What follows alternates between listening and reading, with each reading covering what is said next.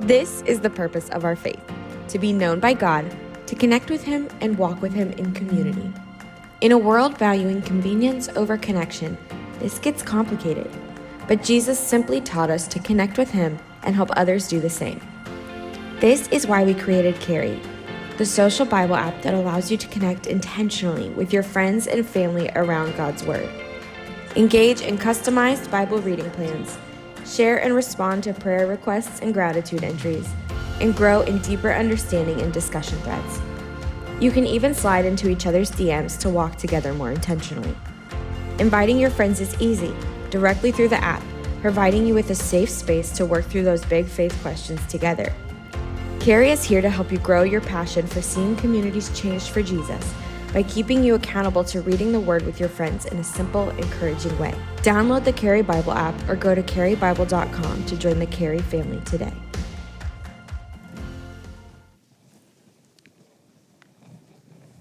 Morning. All right, so two things. The first one is I know I have on glasses, and it's weird. I found out 2 weeks ago that I actually could never see, and they sent glasses. So I wasn't going to wear them because I knew that I was going to have glare from behind me, and it was going to bother me. But then I looked at my Bible to read it this morning with the glasses on, and I was like, yeah, I should probably wear these.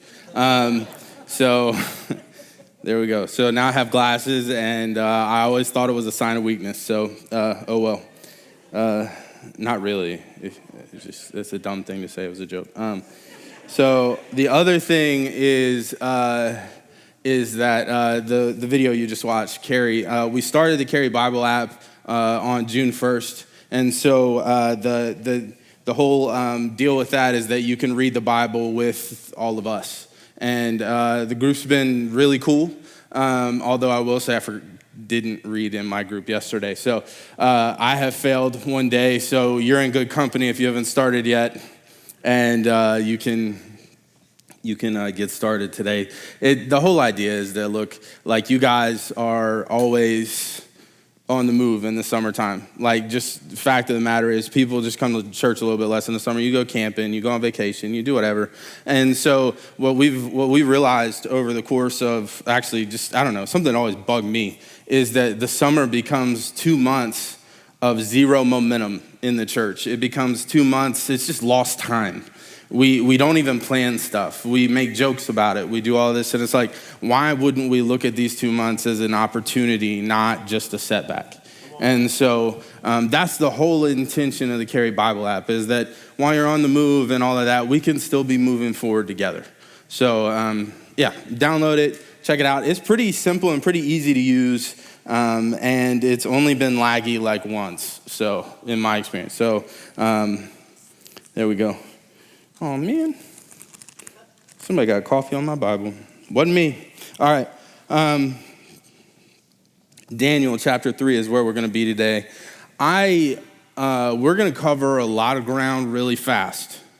The story's not really long, but there's a lot to it. It basically, I've been trying to get ready for this weekend, and God's kind of had things on my heart since last Sunday, because instead of preaching, I listened, and in listening, I started thinking about what's coming next, and I started preparing and all of this stuff. And so it's a lot of stuff in one weekend, and I try really hard not to try to preach all the sermons at once, you know? Like that's a mistake, and that's not the intention of today. It's just that I think that there's so much to the story that we're going to jump into that we never really talk about, that we've always missed out on. And so we're going to be in Daniel chapter 3, and we're going to start there. So if you remember last week, we talked about Daniel. So Daniel's this guy. He lived in Judah. So he lived in the kingdom of Judah. So to give you the quick rundown, essentially you have the kingdom of Israel. That's what most of the Old Testament is about, is how they went from a nomadic people to a people governed by these judges that God appointed, to a people that were governed by kings. And then the kings start to do really dumb stuff, and the kingdom splits. You have the northern kingdom and the southern kingdom, or the kingdom of Israel and the kingdom of Judah. Daniel's from the kingdom of Judah. Both of these kingdoms end up in exile, at different points, right, in the Old Testament. Daniel's from the kingdom of Judah. They're in exile under the Babylonians. And the Babylonian king at this point is Nebuchadnezzar.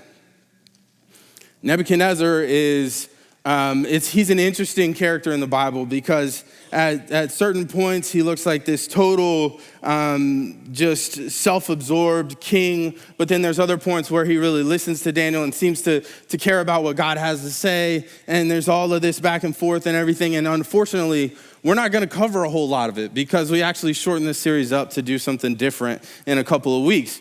So we have all of that. And Daniel also gets put into exile with 3 friends from Judah. Their names are Shadrach, Meshach, and Abednego. Those are the names that they're given in Babylon. And so that's where we're going to be today, is with Daniel's 3 friends, Shadrach, Meshach, and Abednego. If you watched VeggieTales, it's Rack, Shack, and Benny, hearkening back to Megan's thing last week. And you probably, if you went to Sunday school, you know the story, right? And so we're just going to pick up in chapter 3, and we're going to cover all of that. I am not going to read this whole thing to you, though. I'm going to tell you this story. It's all of chapter 3, and then you will have to go from there. Does that work? Amen. All right, so I've memorized this from VeggieTales. It starts with a song called The Bunny. The bunny, oh, I love the whole idea is this. I'm not going to give you the VeggieTales version. You'll just have to guess at what the song's about. The whole idea is this. Nebuchadnezzar, he decides that he wants to have a statue of himself made in gold. And so he does that. And then he tells the whole kingdom, you have to worship this statue. You have to worship this statue. And if you don't worship this statue, you're going to be thrown into a fiery furnace, into a furnace that's like super duper hot. They have some measurement as to how hot it is, but the measurement really doesn't matter because you wouldn't understand the measurement anyway because it's archaic measurements, right? It's really, really stinking hot.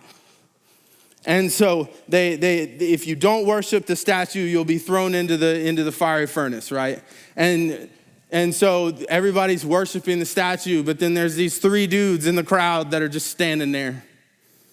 And if you remember from last week, they're vegans. That's not good. Nobody's ever met a defiant vegan. My wife's a vegan. I can make fun of them. My wife's a vegan. So they're like, I don't know if you caught that, but essentially they just ate raw fruits and vegetables. So they're raw vegans. They're like super duper vegans. But anyway, so they're just standing there and they're not worshiping the statue. And so they get called to Nebuchadnezzar. And see, here's the thing.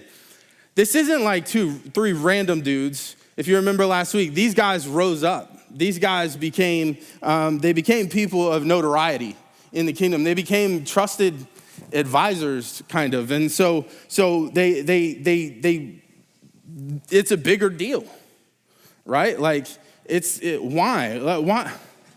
why are you guys doing this?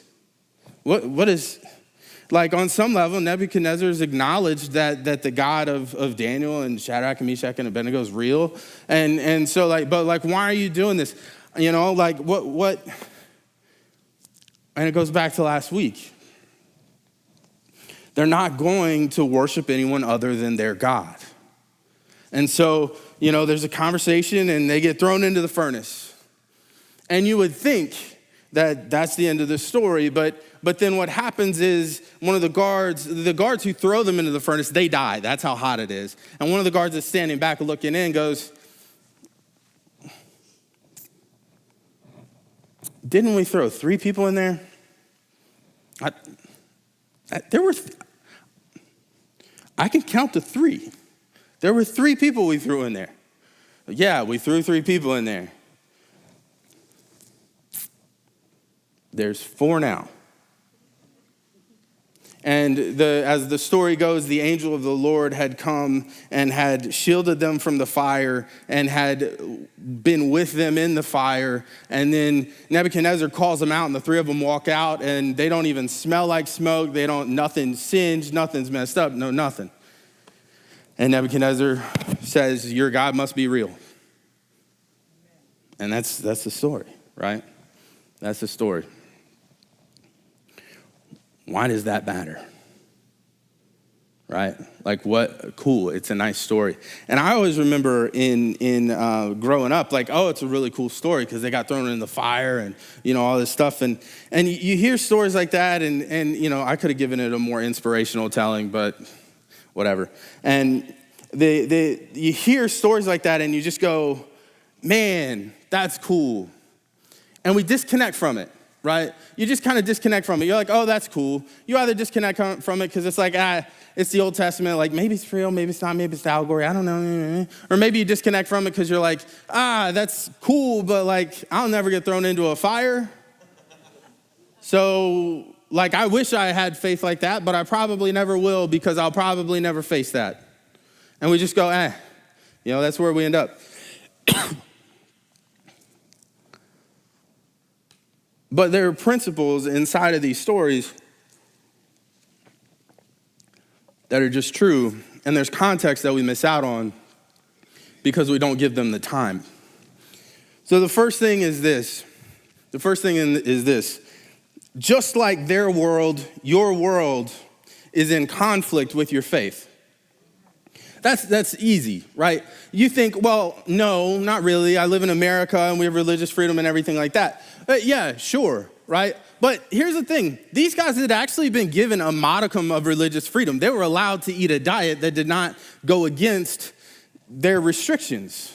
Like, they'd been given a modicum of that, but then also, like, you have to look at the world around you and look at the world around them. The world around them worshiped gods that weren't God. They worshiped pagan gods. They worshiped idols. The world around them was completely consumed in all kinds of craziness and all kinds of immorality. The world around them was a violent place. There were seasons for war. They lived under a king who was the king of the greatest kingdom of the time. They lived in the greatest country in the world. God bless America.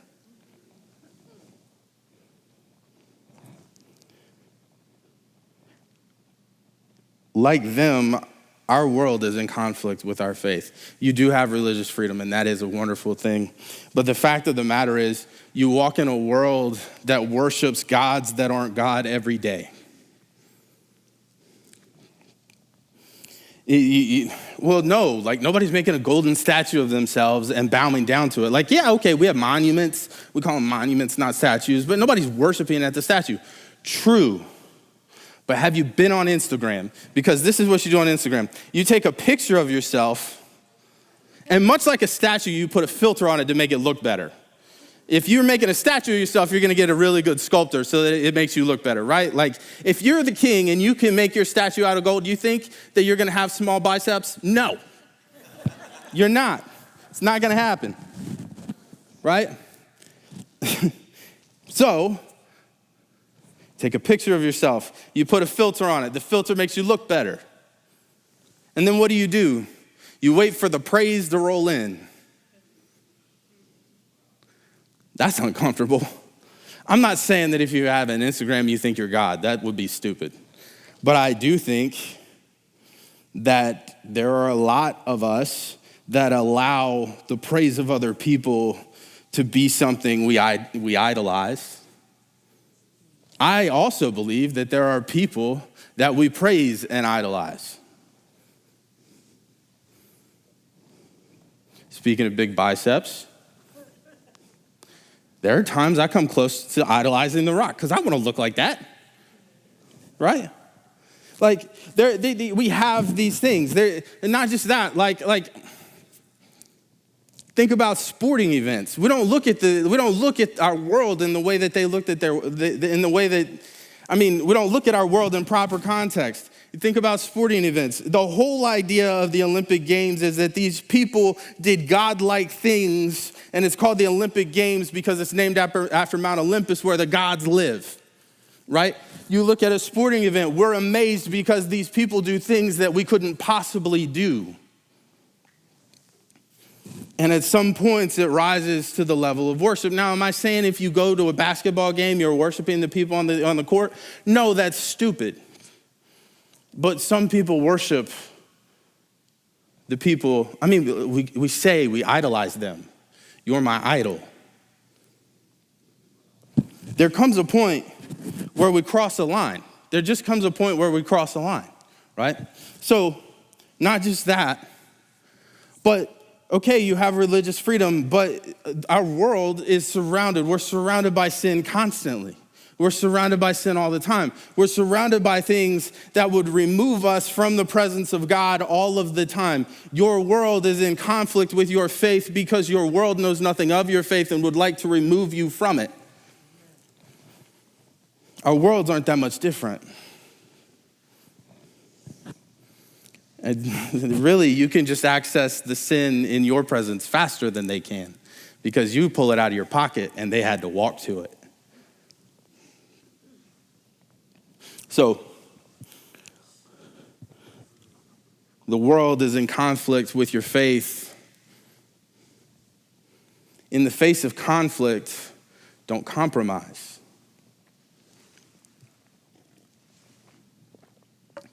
So, it's awkward because they know the king knows who they are. And they've already kind of defied him before. And, well, this is awkward. Here we meet again, sir. And why won't you just bow to the statue? He even gives them an opportunity. He gives them a second chance. Like just bow, just get down on one knee. Like, it's okay. Just bow. It's not a big deal. It's not a big deal. I'm not asking you to forget about your God. I'm just asking you to kind of see me as one too. And in his mind, that's entirely appropriate, right? It's entirely appropriate. And so they're like, no, can't do it. Can't do it.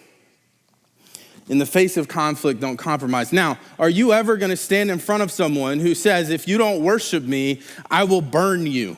Probably not, right? I would hope not. That would be an awful situation. However, our world is crazy, so we'll say small chance, right? And so that being said, you are faced with opportunities for compromise every day. And we never take the time to unpack the reasons that these guys don't compromise in the first place. You have to understand the context that they live in. These guys, they came in, they were brought into the king's presence in the first place because they would have stood out amongst their peers from the beginning. So if they stood out amongst their peers from the beginning, most likely in a Jewish context, these guys know what they're talking about when it comes to their religion, when it comes to their history, right? And they know how they got where they are. They know how they got from Judah to Babylon. They know what happened there. They know all of the horrible travesties that happened to get them there. And so they would have known the compromises along the way that took them from God's chosen people entering God's promised land to a people that God has rejected and allowed to move into exile. They would have understood this. And so the idea that they shouldn't compromise, they knew. And so let me go down a list. I have a list of 4 things that we kind of do that we tend to allow ourselves to believe when it comes to compromise, and that we allow ourselves to believe that make us compromise. The first one is this: God must not understand, so I'll do it myself. God must not understand, so I'll do it myself. Now that's a lie. And that's a lie that they would have heard of and known because they know their history, because this actually happened with Abraham. Abraham was 100 years old, and God said to Abraham, you're gonna have a son, and from that son you will build a nation. And he's like, oh, that's great, but also I probably can't have kids, and also my wife's old too, she probably can't have kids. I don't understand how this is supposed to work. And God goes, just trust me. But then God doesn't work on Abraham's time frame, so God must not understand. So Abraham says, maybe I misunderstood, maybe God doesn't understand, I don't know, but I'm just, you know what? So he sleeps with his wife's servant, Hagar. Sarah says, I can't have kids. God must not understand either. Sarah says the same thing, so take my servant. So he sleeps with Hagar. Hagar has Ishmael.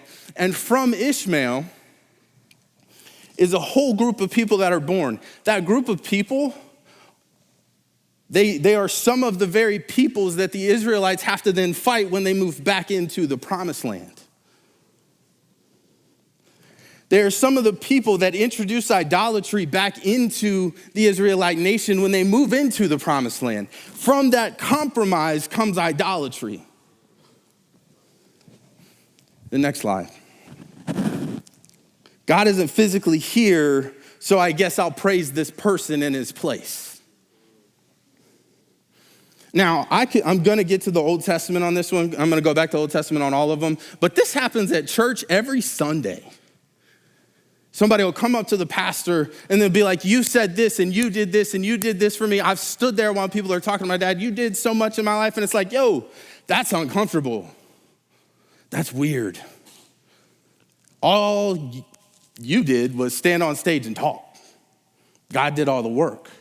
But I'm not saying that compromise is so small is what I'm getting at. I'm not saying that the person that's coming up and saying that is purposefully elevating someone. They're just doing it because God's not, let's just be honest with ourselves. You pray and go, God, you're so good, but you don't feel like you finished anything because you're saying it to God, there's not somebody in front of you, right?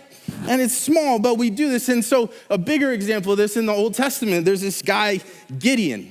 Gideon, he's one of the judges in the book of Judges, and basically Gideon is nobody from nowhere. He is the least of the smallest family and the smallest clan of the smallest tribe of Israel. He is nobody. And when God seeks him out, he says, hello, mighty warrior, while Gideon is hiding because there are raiders in the hills. Mighty warrior, like, nope. I'm a nobody and I'm scared. Anybody feel called out? I feel that way. That's Gideon, but God raises him up. He says, take an army. You're going to fight. You're going to fight these, I think Moab, Midian? I can't remember. I should have, but anyway, you're going to fight. So he raises up an army, and then God slices his army, then God slices his army again, and he sends people home. So ultimately, Gideon he goes with a legitimate army, and then actually goes into battle with like 300 dudes. It's not a good deal. And they end up winning because God went before them and they won. And then Gideon is like seen as this great leader and this great judge, and he's a hero, right? And he comes back to a hero's welcome, and he's the judge over Israel for a long time.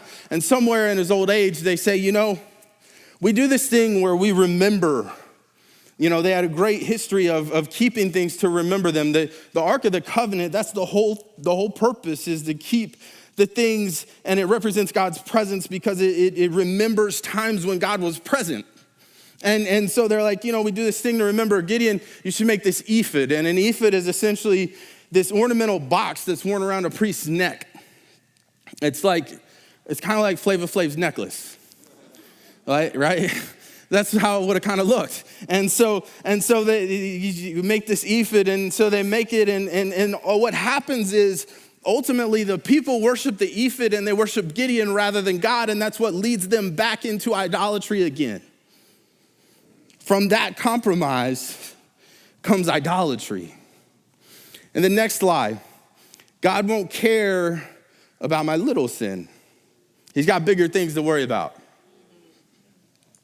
In the Old Testament, I'm not even going to get into present day because you've all said this probably today about yourself, right? Me too, it's fine. Like you flick somebody off on the road, God won't care, right? So he didn't see, the person in the other car didn't even see, it's fine. Or you cuss at them while you bang on your steering wheel, anyway. The Old Testament example, right? So there's this guy Achan. Achan's one of the Israelites when they go into Jericho. God does this great thing. All they do is walk around Jericho. What you have to understand when we talk about that is this is the city with big walls. And what do you do with the city with big walls in ancient times? Pretty much nothing. What are you going to do? Throw rocks at it? So they walk around this city, and God collapses the walls, and they move into Jericho, and it's their first move into the promised land. And the one thing God says is take nothing. Take nothing and leave no one alive. And that sounds brutal, and there's a whole bigger conversation there, but the rule is take nothing and leave no one alive. And it's because God doesn't want idolatry to enter into his people. And so Achan, though, he finds some stuff that's valuable, and he says, you know what, like, God won't notice. It's not a big deal. And he takes it. And he takes it and he buries it. He buries it under his tent, his family's tent. And then the Israelites go off to battle again and they lose. And God says, it's because you're not listening. Someone within the nation isn't listening to me. And they find it with Achan and they take it. But ultimately, this leads to the whole move into the promised land going wrong. And then you end up with this thing where the Israelites don't actually take it all over. They don't actually move everybody out. They allow people to come in, and then there's intermarriage, and then there's idolatry. And so this one compromise over the course of years and many events leads to idolatry. And then the last one that I wrote down, God said that, but I'm the exception. This is when we lie to ourselves. If you are convincing yourself that you're the exception to the rule, you're probably not. People that are actually the exception to the rule have to be convinced that they're the exception to the rule, and then they still don't believe it and won't allow themselves to be the exception to the rule. So if you're telling yourself that, you're probably not. You're probably just lying to yourself. And we see this in the Old Testament. We see that with David and Bathsheba. You see, David is seen as a man after God's own heart. David is the greatest king in the history of Israel. David is the man. The whole rest of the Old Testament and even into the Gospels, what the Israelites are yearning for is that the kingdom would be restored to its Davidic borders. And so David is awesome. David is the exception to many rules, but none of God's. And so he's first of all, he's not supposed to have more than one wife, but he's already broken that one. And then he's supposed to be out of battle with his army, but he's David. And so it's like, I could take a season off. So then he's staying at home, and then he's chilling on the roof while he's not doing his job, and while he already hadn't listened to God in the first place. And he sees a lady sit on the roof bathing, and he's like, you know what? I want that one. And he's the king. So he gets that one. And Bathsheba, they sleep together, and then ultimately he kills Bathsheba's husband Uriah by putting him on the front lines of battle and then having everybody back out. And so now David has thought he's the exception to many rules, and he wasn't. And then the first child dies, and then they have a second child, and the second child's name is Solomon. Now Solomon becomes a great king in his own right. But Solomon also, like his dad, believes that he's the exception to all the rules. He has like 300 wives and like 400 concubines in like no time, apparently. And he still finds time to write these books, and he's supposed to have all this wisdom and all of this stuff. But see, here's the problem. All of those wives brought with them their own gods. And all of those wives had children, and those children fought over the throne and put their own gods and elevated their own gods. It split the kingdom of Israel, and it inserted idolatry into the kingdom. From that one compromise comes idolatry. In the face of conflict, don't compromise, because compromise leads to idolatry. Well, it doesn't seem like the compromises in my life are that big, Robert. Like, I'm not Abraham or David. Your idolatry may not screw up a whole nation, but your kids will live with it. You see, compromise leads to idolatry because it puts something between me and God, and if I leave that something between me and God long enough, I begin to elevate it above God. And once I elevate it above God, it is my idol. And once it's my idol, you see, here's the problem with idolatry. What you idolize, you will one day demonize. And what I mean by that is not that you'll hate it. You might. But what I mean by that is it will be a demonic presence in your life. It will be an evil presence in your life. So it will be a thing that at one point seemed like a relief, but eventually it stays in your life and it controls you and you resent it, but you still worship it.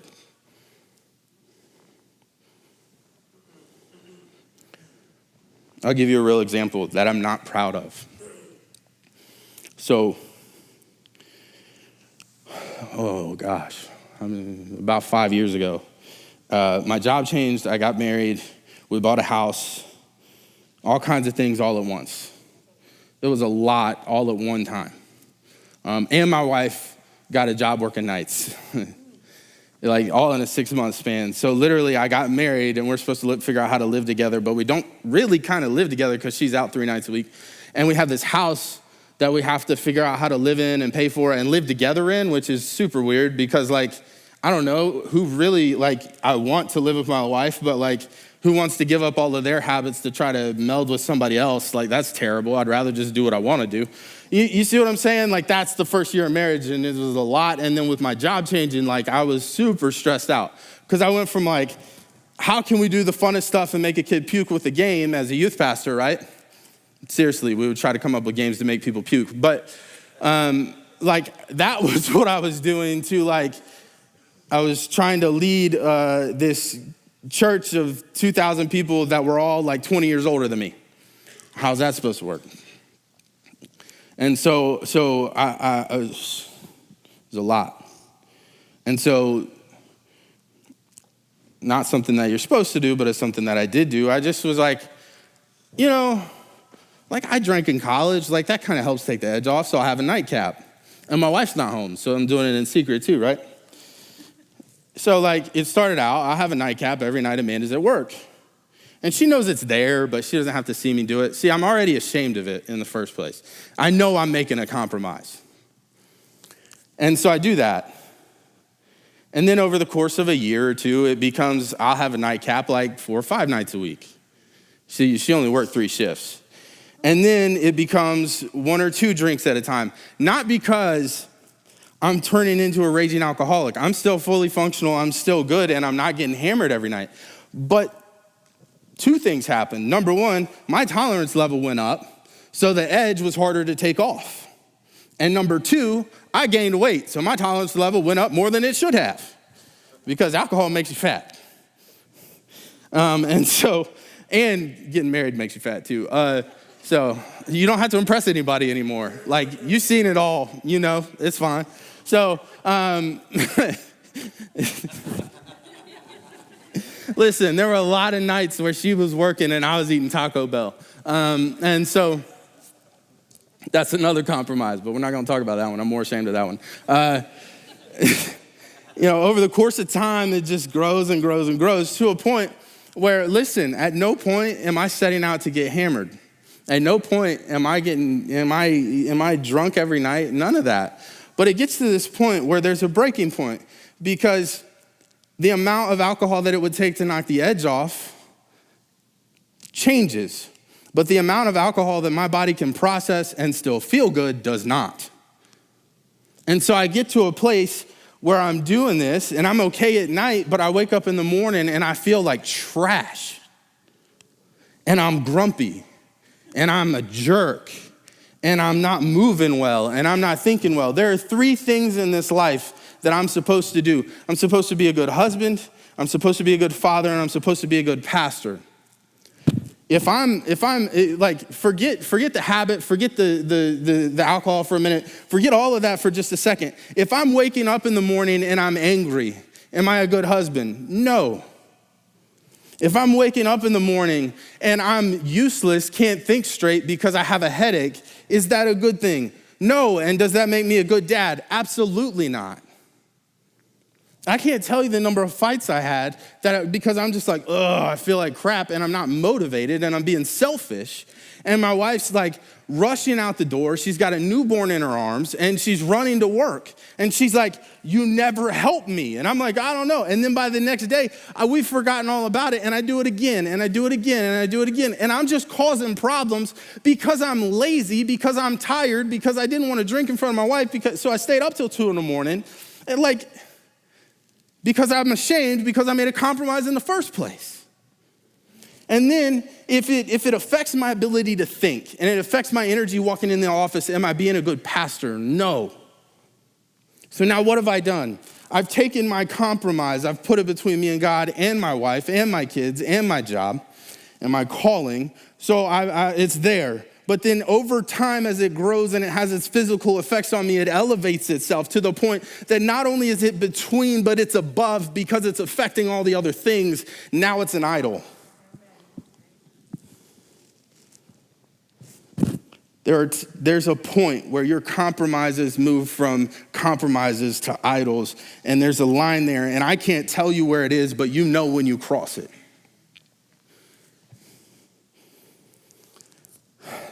And when my second daughter, Charlotte, was born, I said, I'm not going to do it anymore. 2 reasons. And it had nothing to do with this, which actually makes me happy. One was I was tired of fighting with Amanda and knowing that I wasn't pulling my weight for half the day in the morning because I threw down at night. I got everybody in bed. I did everything I could. And I'm way better at night than I am in the morning. And the other one was I ate. I'm constantly putting inflammatory substances in my body, and I'm gaining weight. My knees hurt, my ankles hurt, my feet hurt. I don't like getting on the ground. I don't like playing with my kid. I don't like looking at myself in the mirror because I weigh 320 pounds, right? Like all of these things. I'm not doing it. I'm not doing it. And so Charlotte was born, and I don't do it anymore. I'm not telling you I had an addiction problem because it just wasn't. I didn't crave it when I didn't do it. It was a compromise I made that became a habit, that became a crutch, that became an idol, that screwed stuff up.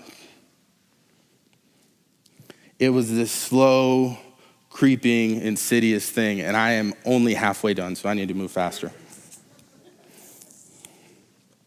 That's what I mean, though, by what you idolize, you will demonize. At some point, it will become a controlling thing that you resent, but somehow you still worship it because you still elevate it above your God. The third point is this: if you never step into the fire, you'll never see God. If all you ever do is compromise so that you don't have to trust God to come through, how will you ever know that he's real? You have to have the courage to walk into the fire to know that your God is real.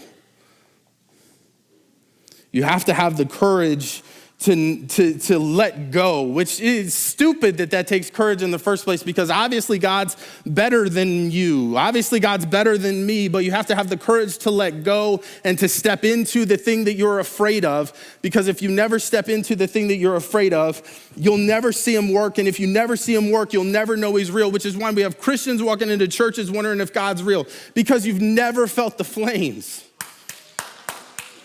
You've never given him a chance to do what he does. You just say you believe and then put yourself in his shoes and in his place and in his seat. Why does this matter? In a big picture sense. You beat me up enough. Why does this matter in a big picture sense? I'm going to tell you a quick story. Jesus is walking with his disciples, and I'm convinced he did this on purpose.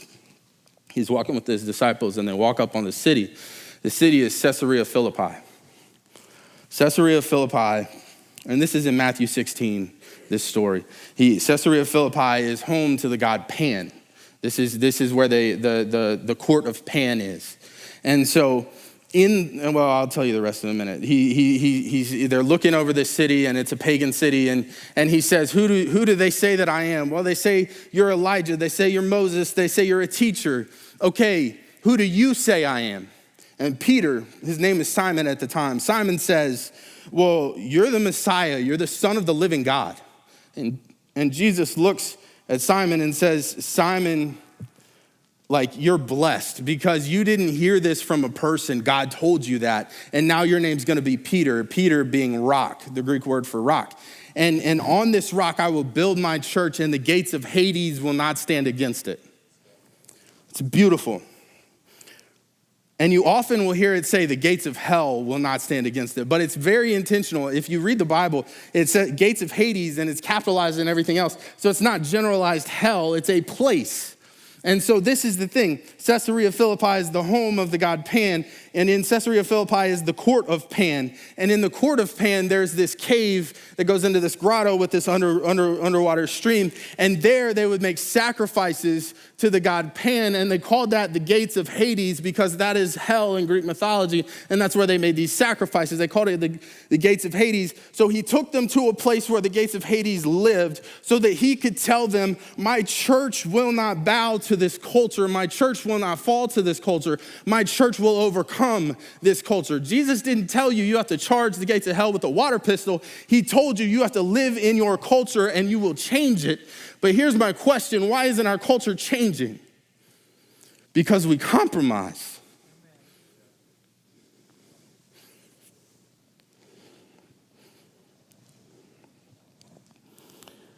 So what do we do?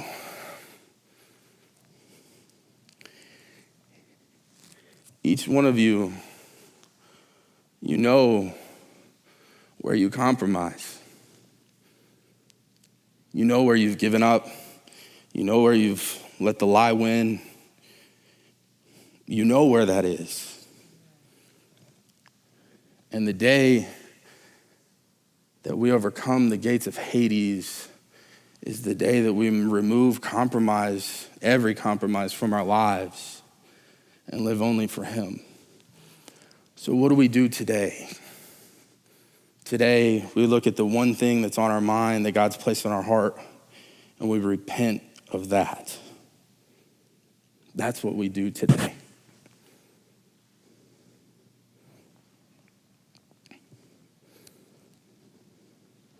Can I pray?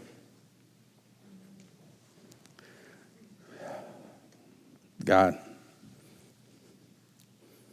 we thank you that you're good. We thank you that you see past all of our fear, all of our doubt, all of our shame, because at the end of the day, what causes us to compromise is that we fear you don't care, that we fear you're not good enough, that we fear you don't understand, that we fear that you're not as good as we think you are. We fear that we're not good enough for you to care. We fear that we're inferior. We compromise because we fear. God, I pray that you would remove all fear. I pray that you would remove all compromise. God, I pray that the thing that you've set on each one of our hearts and each one of our minds, that you would give us the strength and the faith and the courage to repent of that thing and move away from it, to repent of that, turn around and put you in your rightful place in that area of our lives. And I pray that would be a sanctifying process that we go through every day until one day we've removed compromise from our lives and from our hearts and from our souls, and we're no longer slaves to the fear that this world puts in us, but we live fully and wholly as your children. Amen.